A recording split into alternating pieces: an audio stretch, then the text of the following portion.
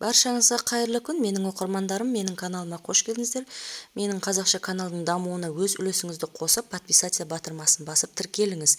Лайк, комментарий қалдыруды ұмытпаңыз. Бүгін сіздермен творожный пирогтың жасалу жолын көрсетемін, және де бұл пирогтың рецептісін описание бөлімінде қалдырамын.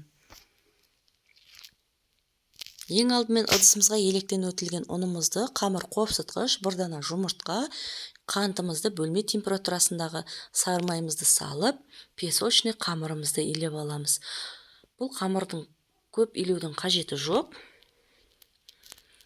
Бұл тестаны персиковый, восточный, зебра пирогтарын жасауға болады, және де дәл сіз осы бір тестаны кез келген пирогтың основасы ретінде пайдалансаңыз болады. Жұмсақ қолға жабыспайтын жұмыс жасауға ыңғайлы қамыр шығуы қажет. Қамыр дайын болды. Тоңазытқышқа 30 минутқа қоямыз.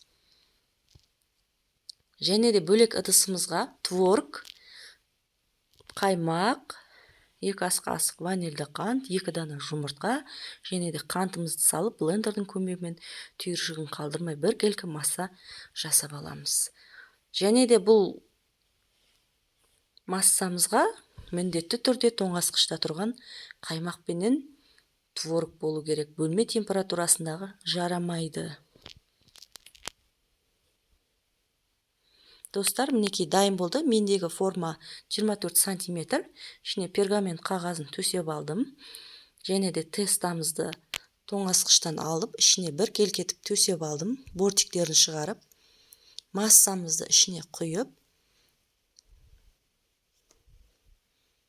қызып тұрған пешімізде 170-180 градуста 30-35 минут пісіреміз.